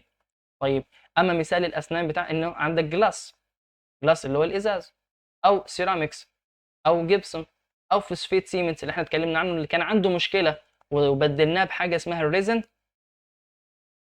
لان الريزن مش بيدوب في الميه لكن ده بيدوب في الميه. ليه بيدوب في الميه؟ لانه من ايونيك بوند اللي هي كانت من خصائصها انها بتدوب في الماء، لكن الريزن مش من خصائصه انه يدوب في الماء. امال بيدوب في ايه؟ بيدوب في الكحول، في الجزء الاورجانيك. الجبسون برضه نفس الكلام. السيراميكس قلنا ليه السيراميكس مش بتدوب مع انها من ايونيك؟ قال لك لان انت مسكت الباودر وشكلتها وحطيتها في الفرن ودمجت كل الذرات مع بعض، بالتالي خليتها كتله واحده، بالتالي مهما تعمل مهما تاثر فيه مش هتاثر. تمام. واخر حاجه الجزء بتاع الجلاس نفس فكره السيراميكس. طيب اما بالنسبه للكوفالنت فقلنا والله الكوفالنت دي بتنشا نتيجه شيرنج مهمه جدا بتاع الفالنس الكترونز. فبالتالي انا عندي هيدروجين وعندي كلور، كل واحد فيهم ساهم باللي عايز يبدا يتبرع بيه لحد ما كوننا عندنا رابطه، وممكن رابطتين، وممكن 3 روابط، وعلى حسب ما انت تقدر. في منها امثله عاديه جزيء الاكسجين، جزيء الهيدروجين HCl، او ال CH4. طيب والمثال عندنا بتاع اسنان اسمه البوليمرز. كنا ذكرنا اسم ليها اللي هو الريزن. قلنا الريزن ده بنستخدمه في حاجات كتير جدا جدا جدا، حاجات يعني اغلب استخداماتنا بالريزن. بس احنا المثال اللي ذكرناه هنا كان في السيمنت. السيمنت ده اللي احنا بنحطوه ك حاجه عازله بين الحشوه اللي بتكون من معدن والبلب عشان يمنع انتقال الكهرباء او الحراره اللي بتنقلها المعادن الى البلب. وقلنا في ميزه حلوه خالص انه مش بيدوب في الماء، فبالتالي ده زي الفل معانا الحمد لله اللي هو الريزن. ريزن سيمنت اسمه كده، ريزن سيمنت. اما بالنسبه للميتاليك بوند فقلنا ده اتراكشن بتوين مين ومين؟ قال لك بتوين البوزيتيف كورز او البوزيتيف ايونز بتاعتنا دي والنيجاتيف فري الكترونز. فبالتالي اكيد الرابطه مش هتكون بنفس القوه بتاعه الايونيك، لان الايونيك كان بتوين بوزيتيف ايون ونيجاتيف ايون. طيب امثله عليها الميتال والالوي. قلنا بتعمل حاجه مهمه جدا جدا اسمها الكلاود اوف الكترونز. تمام. دي بالنسبه لاول حاجه اللي هي بيتكونوا ازاي. بعد خلاص كده احنا خلصنا الجزء بتاع البرايمري بوند، هنتكلم عن السكندري بوندز. قبل ما نتكلم عن السكندري بوند انا محتاج منك تراجع معايا احنا خدنا ايه. احنا والله بدانا نتكلم عن حاجه اسمها الانتر اتوميك اتراكشن، بعد كده عرفنا نتيجه الاتراكشن هيحصل حاجه اسمها بوندنج، فاتكلمنا عن حاجه اسمها الانتر اتوميك بوندنج. قسمنا البوندنج لنوعين، برايمري كان الاقوى وسكندري كان الاضعف. طيب البرايمري والسكندري عرفنا، اتكلمنا في الاول عن البرايمري وقلنا والله البرايمري ممكن اشوفه على هيئه 3 اشكال اللي عندنا هنا، الايونيك والكوفالنت الميتاليك، وعرفنا خصائصهم، وخصائصهم دي اهم منهم اصلا عشان احنا محتاجين خصائصهم اصلا. احنا ليه بندرس ده كله اصلا؟ عشان اعرف الخصائص، عشان اعرف استخدمها في المجال بتاعي. طيب بعد كده هنبدا نتكلم عن السكندري بوند. طيب يا سكندري بوند انت عباره عن ايه؟ والله ده اللي هنبدا نتكلم عنه. قال لك والله بص في الاول معايا كده، قال لك والله ان السكندري بوند ده هي عباره عن حاجه بتكون موجوده بين شحنات مختلفه. يعني ايه شحنات مختلفه؟ مثلا احنا معانا ماجنت، مغناطيس، المغناطيس ده مثلا عنده شحنه موجبه وشحنه سالبه، قطب موجب وقطب سالب. هنلاقي ان الجزء بتاع الماجنت ده اول ما يقرب منه مغناطيس تاني، المغناطيس ده عنده شحنه سالبه هنا ومثلا شحنه موجبه هنا، هنلاقي ان هنا حصل زي قوه جذب. قوه جذب دي هنسميها الفيزيكال، دي اسمها الفيزيكال، نتجت عن طريق حاجه فيزيكال مش كيميكال. كيميكال كان حصل عن موضوع اسمه ترانسفير للالكترون، شيرنج للالكترون. هنا مفيش حركه الكترونات اصلا، ملناش علاقه بالالكترونات. ها ودي لازم تفرق بينها، ان السكندري بتكون ضعيفه اصلا ليه؟ يعني ده سؤال انت المفروض انت اللي تجاوب لي عليه. والله انا عارف ان السكندري ضعيفه لان ما فيهاش الكترونات، ما فيهاش ترانسفير للالكترونات، مش هتكون لي ايونيك، مش هتكون لي كوفالنت، ولا هتكون لي ميتاليك اصلا. تمام. طيب يبقى انت فهمت انها نتجت عن طريق حاجات عندها ثنائيه اقطاب. يعني ايه ثنائيه اقطاب؟ يعني قطب موجب وقطب سالب. تمام. فاي حاجه هبدا اذكرها لك في السكندري لازم افهمك ان هيكون عندها ثنائيه اقطاب، فسموها قال لك وليه التعب ما تيجي نسميها حاجه اسمها الدايبول. الدايبول ده قال لك الدايبول ده معناه ايه؟ قال لك ثنائي الاقطاب، حاجه ثنائيه الاقطاب قطب موجب وقطب سالب مثلا يعني. طيب هو ده اسم الوحيد ليها؟ قال لك لا، انت هتعد معايا اسمها كتير، احنا سميناها السكندري اللي هي الثانويه. وسميناها الويك الضعيفه، وادينا سميناها الدايبول. ابدا جمع معايا. طيب انا عاوز افهم دلوقتي ايه فكره معينه. هو انت قلت لي انها بتكون ما بين شحنات، صح؟ صح. طيب هل في انواع ليها؟ ليها انواع. ايه الانواع بتاعتها؟ قال لك والله في نوع بيكون متغير، يعني نوع مش ثابت على شكل معين، مش ثابت على رابطه معينه. قال لك لا، ده بيتغير، مره يروح عند الرابطه دي، ومره يعمل رابطه هنا، مره يعمل رابطه هنا، مره يعني. ازاي الكلام ده؟ هنبدا نعرفها دلوقتي ان شاء الله. مثلا عندنا اتوم كانت ذره، الذره دي كان فيه من جوه جزء بروتون، كان في المهم كان في حوالينا حته الكترونات، شويه الكترونات بتدور حوالين ايه؟ النيوكليوس بتاعتها. والالكترونات بتدور حوالين النيوكليوس دي. قال لك ان الالكترونات في العاده انها بتتوزع توزيع متساوي، يعني تلاقي ان الالكترون هنا مثلا واحد هنا واحد هنا واحد هنا واحد هنا، توزيع متساوي. ممكن يحصل خلل في لحظات معينه، نلاقي ان التوزيع بتاع الالكترونات اصبح غير متكافئ، فبالتالي ممكن نلاقي ان شويه الكترونات، واحد اتنين تلاته اربعه، كلهم في حته واحده، وهنا حته فاضيه بقيت. والله ممكن عادي. طيب ايه اللي يحصل؟ هتلاقي ان الحته دي زادت فيها الشحنه السالبه. والمفروض ان الالكترونات بتلف حوالين النواه، صح؟ فلقينا ان الالكترونات كلها ركنت في الحته دي، فزادت هنا الشحنه السالبه، وهنا بقى في شحنه موجبه. بدات تدور وتلف وتروح في اماكن كده عشان تشوف حد زيها بيعمل نفس الحركه. يقول لك والله تعالى ندور ندور ندور، لقينا حد ظهر لنا كده مره واحده اهو. قال لك انا هو يا عم. انت ايه؟ قال لك والله انا عندي نفس الفكره، دي كانت سالب ودي موجب، ودي موجب ودي سالب. هنا هيحصل ثنائيه الاقطاب اللي هنتكلم عنها، هيحصل بينهم قوه تجاذب. القوه دي قوه لحظيه، لان الالكترونات اصلا مش بتثبت، ده هي لحظه معينه لحظه معينه. فبالتالي الاسم اللي انا ممكن اسميه الجزئيه هي الحركه اللحظيه. بص كده اسمها اللحظيه، مومنتري. مومنتري يعني يعني لحظيه، يعني فلاكتويتنج، يعني بتغير، يعني مش ثابته على مكان واحد. يعني مثلا كانت اهي دي، بص كده، هنا كان في ديستريبيوشن معين للالكترونز، ان الالكترونز راحت عند مكان تاني. ايه ده؟ كلهم اتجمعوا في الحته دي. طيب ايه اللي حصل؟ قال لك نتيجه لده ان الحته دي اصبحت موجبه والحته دي اصبحت سالبه، فبالتالي هتروح تنجذب لحته موجبه تاني اللي هي نفس شكل الاتوم. طيب هو ممكن تسيبها؟ ايوه، ده مش ممكن، ده هي هتسيبها اصلا وهتروح تشوف حد تاني تعمل نفس الحوار. هي فلكتويتنج، بتتغير دايما، او انستنت لحظيه، او مومنتري ان في لحظه معينه يعني الكلام ده كله بيحصل. هي نفس الفكره، هنا اصبحت الشحنه السالبه في الجزئيه دي اكثر من الجزئيه الثانيه، فبالتالي احنا سمينا الجزئيه دي شحنه سالبه، هنا اصبحت دي شحنه موجبه. حصل تجاذب، اتراكتيف فورس بين السالب وبين الموجب، سميناها تمبري.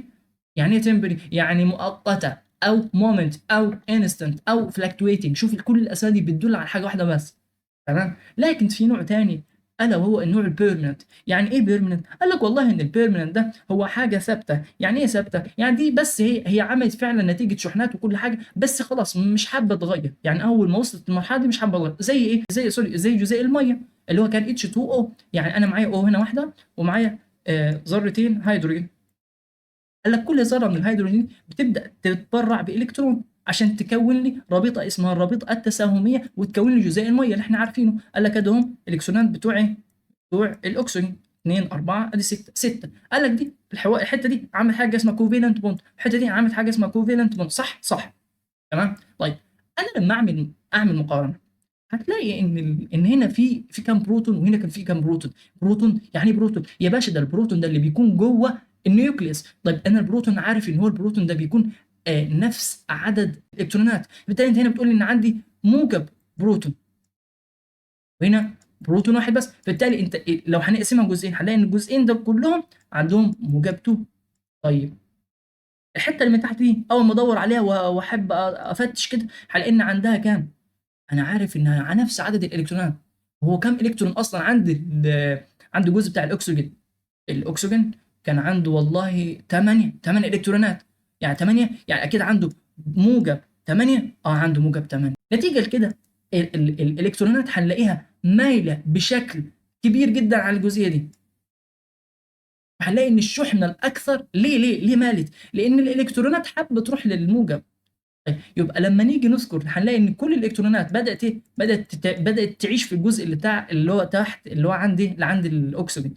بالتالي هنسميه ايه؟ والله هنسميها partially او slightly negative، ودي هتبقى slightly بوزيتيف سلايت، يعني الموضوع مش اصلا حوار كبير. نتيجه لايه؟ نتيجه ان الالكترونات كلها حبت تروح عند الشحنه الموجبه اللي هي البروتونات، فدورت مين عنده بروتونات اكتر، التو هيدروجين الموجودين من فوق ولا الاكسجين؟ والله دورنا التو هيدروجين عندهم تو بروتونز، لا مش عاوزاه. اما هتروح مين؟ هروح للكتير اللي تحت، انا عاوزك كتير. دول مين؟ دول الالكترونز. طيب نتيجه ان الالكترونز زادت في مكان معين، اتحولت دي لشحنه سالبه ودي اتحولت لشحنه موجبه. طيب الشحنه السالبه دي اكيد هتبدا تدور على شحنه موجبه تاني. يا ترى مين هي الشحنه الموجبه اللي هتبدا؟ اكيد جزيء ميه زيها بالظبط، اللي هو كان هنا 2 هيدروجين، حصل فيه نفس القصه، ادي اكسجين، نفس القصه هنا، عمل مع بعض رابطه كوفالنت، بس لقينا ان الجزء ده كله كان بوزيتيف. الجزء اللي تحت ده تبع الاكسجين اكيد هيكون ايه؟ يكون نيجاتيف. طيب يبقى هنا هيبدا يحصل رابطه، الرابطه دي احنا هنبدا نسميها رابطه ما بين البوزيتيف والنيجاتيف، دي between two molecule، جزيئين ما. عشان بس تشوف انا حسيتك تهت مني، قال لك يا باشا انا كان عندي جزيء ماء اصلا. حلو، جزيء الماء ده اللي انا شفته بعيني، قال لك الجزئيه بتاعت هنقسمه نصين، هلاقي ان جزء منه نيجاتيف اللي هو بتاع الاكسجين، وجزء منه بوزيتيف اللي هو بتاع مين؟ اللي هو بتاع شويه الهيدروجين. طيب الهيدروجين ده بدأ يبص، البوزيتيف بتاع الهيدروجين بدأ يبص يشوف مين سالب، راح لقى الاكسجين، فعمل الرابطه دي اللي هي الرابطه المنقطه اللي هي الضعيفه اصلا، اللي هي اسمها ايه؟ قال لك والله هنسميها البيرمننت، مش هتروح تبص على حد تاني، هي مجرد ما كده خلاص هي ثبتت. طيب ايه فايده الرابطه دي؟ بتزود مدى التماسك بين ذرات الماء، مدى التماسك بين ذرات الماء.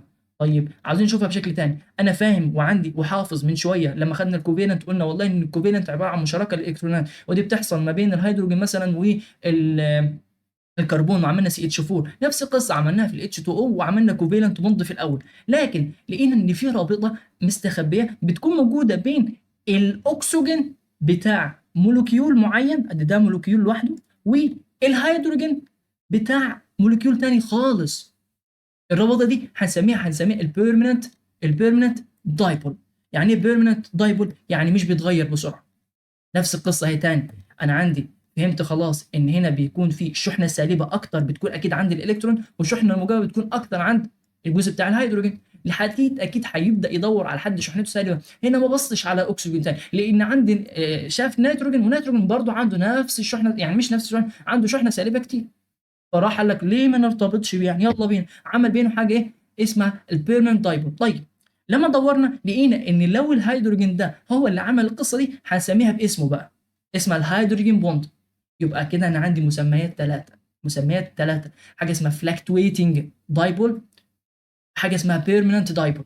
حلو خالص كده، عرفنا الفرق بينهم. الفلاكتويتنج دي بتتغير، دي العصيه مش بتثبت، ملناش علاقه بيها، اللي هو بص انت ممكن ما تشوفهاش اصلا.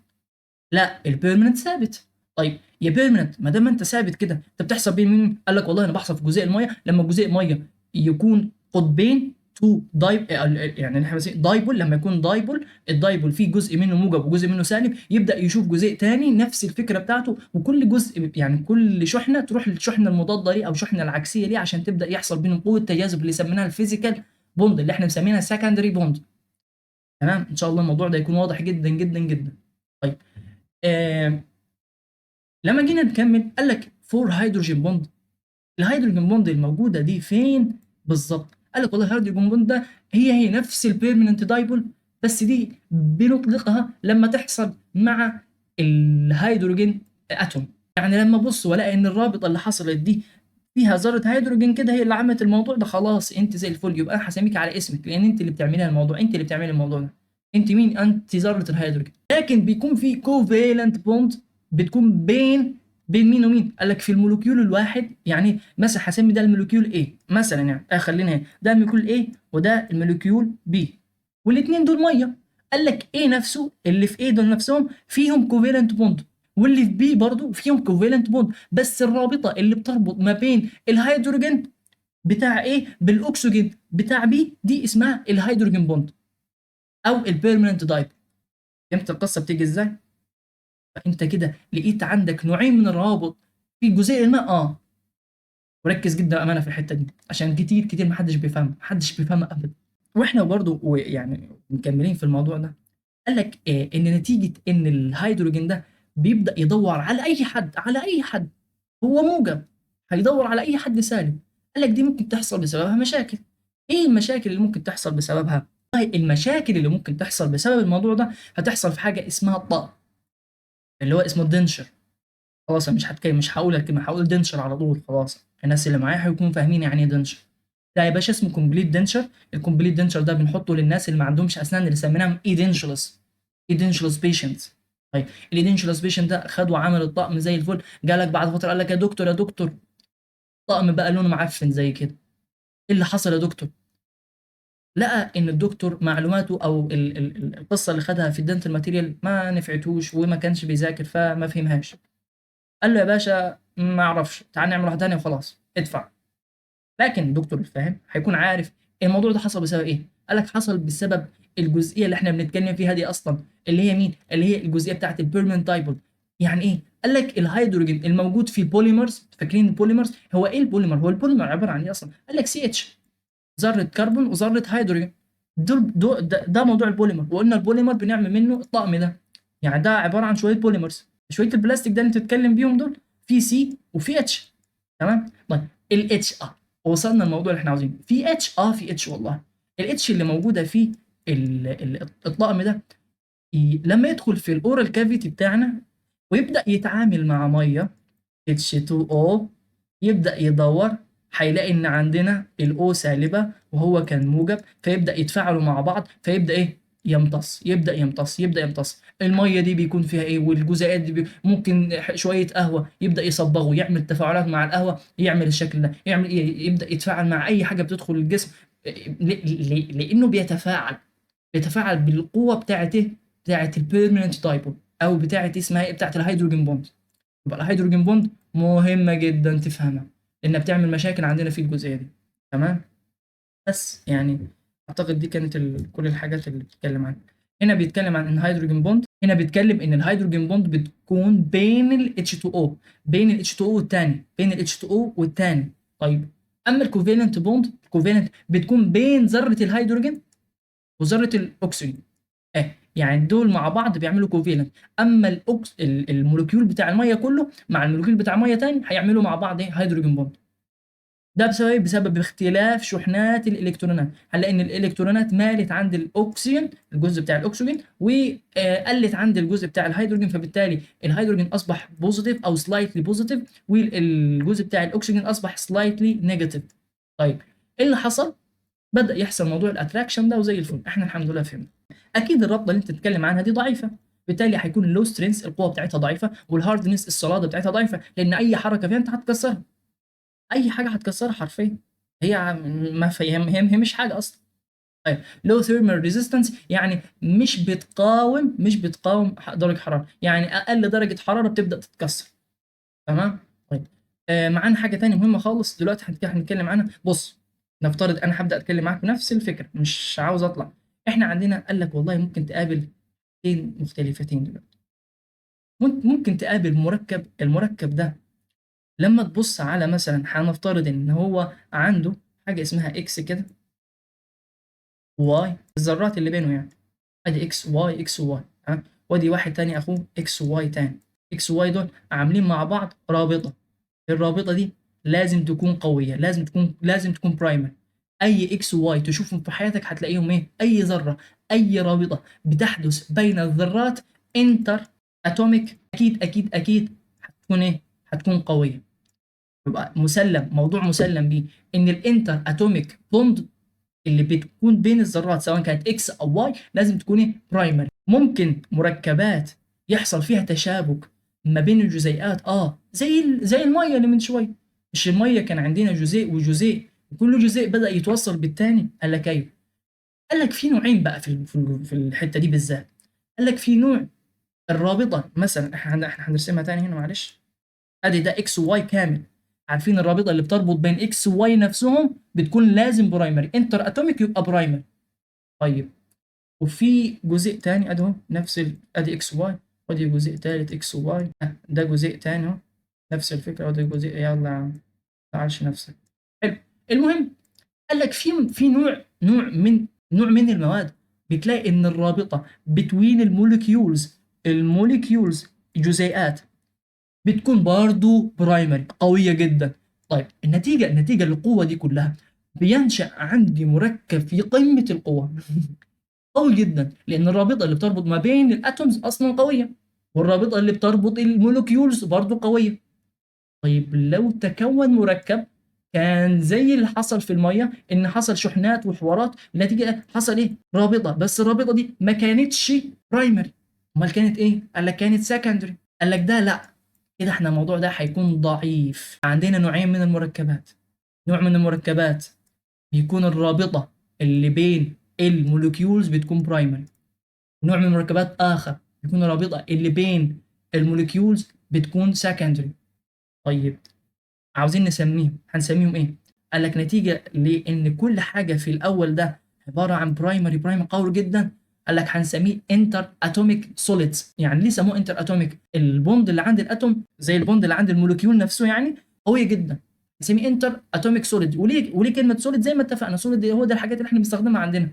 اما الثاني ده اللي هو كان بين تو موليكيول، بين الاتومز كان في بينهم برايمري، يعني هنا في برايمر وهنا في برايمر وهنا في برايمر وهنا في برايمر، لكن هنا كان في برايمري وده الحاجه الحلوه. لكن اول ما بصينا على اخوه او زميله او الماده الثانيه، قال لك لقينا ان عندها هنا حاجه اسمها السكندري، ودي كانت المشكله، لانه لما لقينا ان بين التو موليكيولز اصبحت سكندري قال لك لقيناها ضعيفه. طيب نتيجه لكده هنسميها ايه؟ هنسميها موليكولر سوليد. ليه موليكولر سوليد؟ لان الرابطه اللي بين الموليكيول ضعيفه، هي اللي هتاثر فيه. يبقى خد عندك الحته الحلوه دي، الرابطه اللي بتكون بين الموليكيول هي الرابطه اللي بتاثر في الخصائص الميكانيكيه والفيزيائيه والكيميائيه. تمام، حته حلوه خالص. يبقى انا كده الحمد لله فهمت الجزئيه دي، استوعبت انا ممكن اسميهم ازاي. يلا بينا نقرا الورق. خلاص عارفين ان احنا اي انتر اتوميك، اي رابطه بتحدث بين الانتر اتوميك، سواء كانت اسمها اتوميك او كانت اسمها موليكولر سوليد، اي رابطه بين الاتوميك قال لك والله الاثنين دول هسميهم برايمر، اي انتر اتوميك برايمر، اي انتر اتوميك برايمر. تمام، لكن هنفرق بينهم ولان عندهم مشكله. الاتوميك سوليدز لانها اتوميك وكل حاجه واحده، قال لك هنسميه الانتر اتوميك زي الانتر موليكولر كلهم برايمر، فبالتالي دي هتصبح قويه جدا جدا جدا. لكن الموليكولر قال لك في الانتر اتوميك بتكون برايمري، اما في الانتر موليكولر بتصبح سكندري، ودي مشكله عندنا انها اصبحت سكندري فبالتالي اصبحت ضعيفه. طيب ده زي ايه؟ قال لك اللي فوق ده زي الدايموند. الدايموند ده مين؟ اللي هو الماس، وتحت ده زي الواكس. انت متخيل ان الواكس والدايموند نفس المركب؟ يعني تخيل انت الفكره دي، ان عندنا الماس وعندنا شمع، الماس والشمع نفس الفكره، بس المشكله ان الروابط اللي كانت بين الجزيئات اللي عند الواكس ما كانتش برايمري، اصبحت سكندري، فبالتالي اصبح ضعيف جدا. شوف الفرق بين الاثنين ازاي، سبحان الله. اتكلمنا كمان الفكره اللي هو لما يقول لك انترا موليكولر دي يعني اصبحت داخل الموليكيول. يعني ايه داخل الموليكيول؟ يعني انت مسكت كده قلت لي باشا انت كنت بتقول لي ان اي اتوم مع اتوم اكيد هيعملوا ايه؟ اكيد هيعملوا برايمري. لكن لما قلت لي موليكيول مع موليكيول ممكن نشوف حاجه بتعمل برايمري، ممكن نشوف حاجه بتعمل سكندري. اللي بيعمل برايمري سميناه اتوميك سوليد، واللي بيعمل سكندري سميناه موليكولر سوليد. قال لك طيب لما يسالني عن حاجه اسمها الانترا موليكولر يعني انت مسكت الكيول ده نفسه ودخلت عليه من جوه، انترا دخلت. لكن انتر دي انتر، واللي جنبها هتبقى تحتها دي انتر، عشان بس ايه انتر فرق لي بينهم. امان انترا معناها تداخل الجزيء، فبالتالي انترا هتساوي الانتر اتوميك. اسئله رهيبه عليهم ان الانترا موليكولر هي الانتر اتوميك، لان انا اصلا بالانتر كده انا دخلت داخل الجزيء. اما الانتر موليكولر لا، ده اللي هي دي الرابطه اللي منقطه دي اللي هي اسمها هيدروجين بوند في الحته دي، بتكون هنا سكندري، فبالتالي الميه هتكون ضعيفه. تخيل لو الميه السكندري بوند او الجزئيه دي اللي بتكون بين الجزيئات كانت حاجه قويه، الموضوع هيتغير، خصائص الماده كلها هتتغير. تمام. ثالث عنوان معانا الا هو الانتر اتوميك ديستانس، وده هنتكلم عنه بسرعه خالص، مش محتاجين فيه حاجه. قال لك الانتر اتوميك ديستانس هو المسافه اللي بتكون بين الاتوم والاتوم. يعني هنا معانا اتوم اسمها اكس، وهنا اتوم اسمها واي، صح؟ قال لك الاتوم دي والاتوم دي اللي بيحدد المسافه بينهم هي عوامل الجذب وعوامل التنافر او الريبالسيف فورس.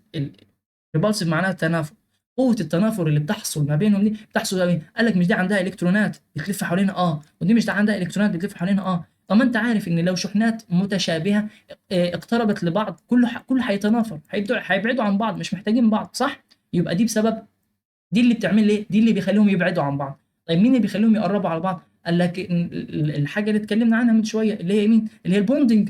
مش البوندنج دي بتقرب المسافه؟ بتقربهم.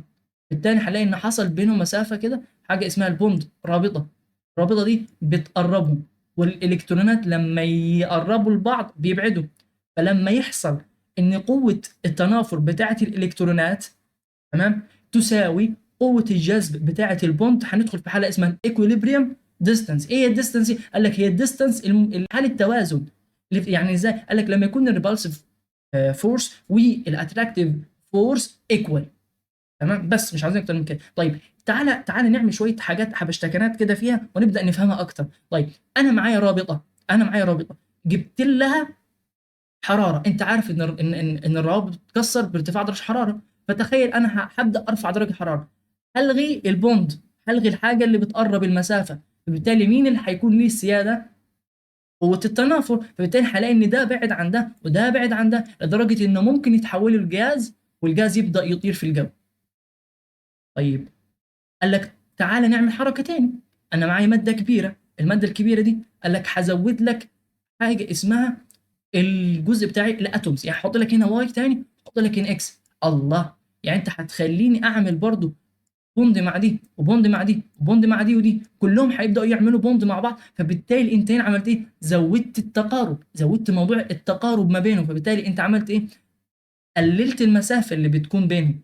طيب وبالتالي كمان زودت عدد الروابط. انت عملت رابطه هنا، عملت رابطه هنا، عملت رابطه هنا، بدات تزود عدد الروابط. فبالتالي خلاص الفاكتورز اللي بتاثر على المسافه اللي بتكون بين الاتومز ثلاثه. التمبريتشر، ولو زودناها هيبداوا يجروا ويبعدوا عن بعض ويتحولوا لجازز مثلا، او هنزود عدد الاتومز وبالتالي هتزود عدد البونز وبالتالي هتزود مدى التقارب بينهم. ودي كل القصه اللي فيها. طيب الامثله والحوارات بتاعتنا، قال لك مثلا عندك الماء العادي. انت فاهم اكيد ان الماء بيكون بينه روابط، والماء له ثلاث حالات فيزيائيه. في حاله بيكون فيها جاز، وفي حاله بيكون فيها ليكويد، وفي حاله بيكون فيها سوليد، غاز وسائل وصلب. طيب الحاله اللي بيكون فيها مثلا سائل، قال لك انا عندي سائل عاوز احوله مثلا لسوليد، اعمل ايه؟ قال لك لا، هتبدا تكون روابط جديده. طيب اكون روابط جديده ازاي؟ قال لك ممكن تقلل درجه حراره فتتكون روابط اكتر. تمام، طيب انا عاوز اخليه جاز، اعمل ايه؟ قال لك لا، ارفع درجه حراره بحيث ان الروابط تبدا تتكسر، بحيث ان انت تبعدهم عن بعض وتخلي قوه التنافر هي اللي سائده في الموقف ده، وتتحول لجاز. فكده الخلاصه من الموضوع كله، انت لما تبدا تفكر مثلا تحول الماء لغاز بتعمل ايه؟ هتكسر الروابط. طب تكسيرك للروابط ده هيخلي جزيئات الماء تتحرك بسرعه. تكسير الروابط ينتج عنه درجه حراره. ايوه، تمام. بس كده. تعالوا يلا بينا نحل اسئله. اول حاجه عندنا انواع الروابط ايه؟ قال لك والله انواع الروابط عندك في نوع برايمري وفي نوع سكندري. طيب البرايمري ممكن اسميه انتر اتوميك، صح. سكندري ممكن اسميه انتر موليكولر، صح. انا ممكن اسمي لك الجزء بتاع البرايمري ده بكذا اسم. ممكن اسميه بسترونج، ممكن اسميه انترا، بص كده، انترا موليكولر. انترا بالاي مش بالاي، لاحظ جدا الحته دي. يبقى ده كله معاه صح، فبالتالي they are the same، او كله كوريكت يعني. basic bond for polymer، البوليمر بتاعنا او البلاستيك كان كوفيلنت، الايونيك كان ان سيل، الميتاليك كذا. الميتاليك بوند الكتروستاتيك اتراكشن بيحصل بين مين ومين؟ بيحصل بين الفري الكترونز والبوزيتيف اتوم، صح. بس هي مش هتبقى بوزيتيف اتوم، هتبقى بوزيتيف ايون. بين البوزيتيف ايون، اعتقد هنا في خطأ في الكتابه نفسها يعني. تبقى بوزيتيف ايون، المفروض بتبقى بوزيتيف ايون. مفيش اتوم بتكون بوزيتيف، الاتوم في الغالب بتكون ستيبل في الشحنه بتاعتها، اللي بتكون متعادله يعني. ان الالكترون بيكون نفس عدد البروتونز.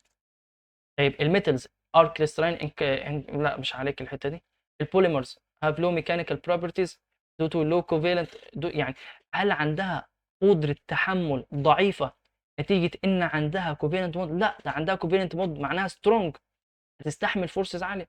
بالتالي الكلام ده غلط، فولس. الدايموند ده ايه نوع الروابط اللي بين الدايموند؟ كوفالنت بوند. طيب كوفالنت بوند انتر اتوميك ولا انتر موليكولر؟ لا الاثنين، الدايموند الاثنين انتر اتوميك او انتر موليكولر، الاثنين كوفالنت. الميتاليك بوند مالها الميتاليك بوند؟ قال لك عندها فري الكترونز. طب الفري الكترونز دي هتكون مسؤوله عن ايه؟ قال لك والله هتكون مسؤوله عن ان عندها لو ثيرمال كوندكتيفيتي، غلط. يكون عندها الكتريكال كوندكتيفيتي، صح. الابيليتي ان يحصل لها ديفورم، ممكن تتغير بالطرق والسحب. لكن ازاي؟ يعني مثلا انت جبت حته نحاس وبدات تضرب تضرب تضرب، هل هترجع لشكلها؟ لا مش هترجع لشكلها، بالتالي مش هيحصل لها ريتيرن باك. مين كان اوبيك؟ هتقول لي الميتاليك. مين كان لاستر؟ هتقول لي الميتاليك، الجزء بتاع الميتاليك. مين بيوصل كهرباء؟ هتقول لي الميتاليك. مين بيوصل حراره؟ هتقول لي الميتاليك. نفس الفكره. طيب it arises when two atoms share. خلاص انا عرفت share يعني خلاص equivalent، مفيش اي صعوبه في الموضوع الحمد لله. metals are electrical conductor. الميتالز بتكون electrical conductor بسبب ايه؟ بسبب ان عندها بوزيتيف ونيجاتيف ايون. طب ما الايونيك عنده بوزيتيف ونيجاتيف ايون ما وصلش كهرباء ليه؟ يبقى دي مشكله معاه. الشيرد الكترون، اما الكوفالنت عند شيرد الكترون مش هيوصل برضه. يعني عند ان في كلاود اوف الكترون، لان عندها هيكون في فري الكترونز، هي السبب توصيل الكهرباء وسبب توصيل كل حاجه. طيب which of the following is responsible for making metals electrical conductor؟ الكلاود اوف الكترونز، او هتسميها في اسم تاني الفري الكترونز، او في اسم ثالث كمان الفالنس الكترون. الفالنس الكترون اللي هي موجوده في اخر مستوى الطاقه. for secondary bond، على فكره الاسئله دي كلها بتاعت امتحانات يعني لو انت شفت بتحلها ازاي بسهوله. for secondary bond، secondary ما دام قريت كلمه secondary فبالتالي هختار ايه؟ دايبول. لا الكترون شير ولا الكترون ترانسفير ولا الكترون كلاود، الكلام ده كله مش بتاعنا. تمام؟ يبقى دايبول يعني ثنائيه القطب. which of the following can describe secondary bond weak bond؟ secondary bond بتكون weak bond، بتكون دايبول، بتكون intermolecular. الاسماء اللي انت حفظتها في الاول. هل electrostatic force between opposite ions؟ لا طبعا، الكلام ده بتاع الايونيك. طيب هل بريزنت في السيراميكس؟ لا ده برضو ايونيك. هل ترو كيميكال بوند؟ لا ده البرايمري. اي برايمري اسمه ترو كيميكال بوند. اي حاجه برايمري اسمها ترو كيميكال بوند. لكن السكندري مش هتبقى كيميكال، هتبقى فيزيكال بوند. فيزيكال بوند مش كيميكال بوند. الدايبول، بتكون سترونجر ذان كوفيلنت؟ لا طبعا، الدايبول ده سكندري، فبالتالي اكيد اضعف من كوفيلنت اللي هي اصلا برايمر، بالتالي فورس. البورسلين including فاندر وول البورسلين ده نوع من السيراميك يا اخو. الجزء بتاع البورسلين ده نوع من السيراميك. طب انت السيراميك عارفه ايونيك صح؟ الايونيك ده انت عارفه برايمري صح. طيب فبالتالي هل البرايمري اقوى ولا الجزء بتاع السكند؟ لا انت عارف خلاص. طيب البورسلين including فاندر وول فورسز؟ لا. ليه؟ لانه اصلا ده برايمري، الفاندر وول دي سكندري، بالتالي ما عندهاش الجزء ده. تمام؟ الهيدروجين بوند بتحصل بين مين ومين؟ قال لك بتحصل بين الالكترو نيجاتيف اتومز اوف ذا سيم مولكيول. لا، بين الالكترو نيجاتيف والالكترو بوزيتيف. يعني وهنا بيقول لك الكترو نيجاتيف اتومز، لا لان لو نيجاتيف ونيجاتيف مش هيديني اصلا، هيعمل لي تنافر، مش هيعمل بوند، هيعمل يعني اللي هو سميناها ريبولسيف من شويه. لسه مسمينها ريبولسيف، فبالتالي ده كلام غلط، مش هيعمل بوند، هيبعدوا عن بعض. تمام؟ intermolecular bond in polymers are chemical and strong. انترا بص الحته حلوه. انترا يعني ايه؟ انترا يعني داخل الموليكولر، داخل الموليكيول. ايوه اللي داخل الموليكيول ده هي روابط بين الذرات، فبالتالي دي برايمري. وبيتكلم عن البرايمري، بيتكلم عن الاتوميك سوليدز، مش بيتكلم عن الموليكولر سوليدز. تمام؟ بيكون ايه؟ in polymers are chemical and strong while their intermolecular bond are polar in nature. زي الفل، كلام ما فيهوش ولا غلط. انت هنا بتتكلم عن البرايمري بوند، والبرايمري بوند موجوده في البوليمرز اللي هي بتاعت الكوفالنت. الكوفالنت قويه كيميكال وقويه وميكانيكال، لكن الانتر موليكولر اللي بتكون بين المولكيولز مالها بولر، يعني ثنائيه القطب. زي الفل، ما فيهوش اي مشاكل.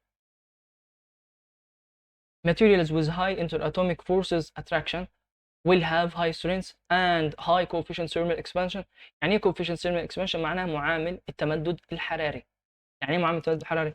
ان انت لما تجيب حته شمعه معاك شمع طبيعي خالص، معاك الشمع اللي انت جبته ده لو حطيته مع النحاس في شريحه وبدات تسخنه، مين هيتمدد بسهوله؟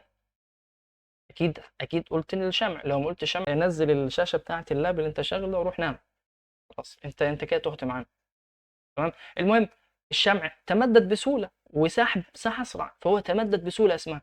طيب اللي عنده معامل تمدد حراري كبير جدا، اللي عنده معامل تمدد حراري فبالتالي هيتمدد بسرعه جدا. مين حصل فيه؟ الشمع. طيب اللي عنده معامل التمدد الحراري بتاعه ضعيف او يعني مش بيتمدد بسرعه، ده عاوز طاقه حراريه كبيره جدا عشان يحصل له تمدد.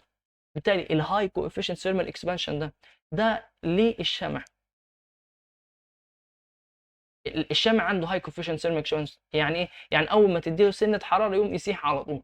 انت من غير حراره حطه في جو سخن يا عم هتلاقيه ساح معاه.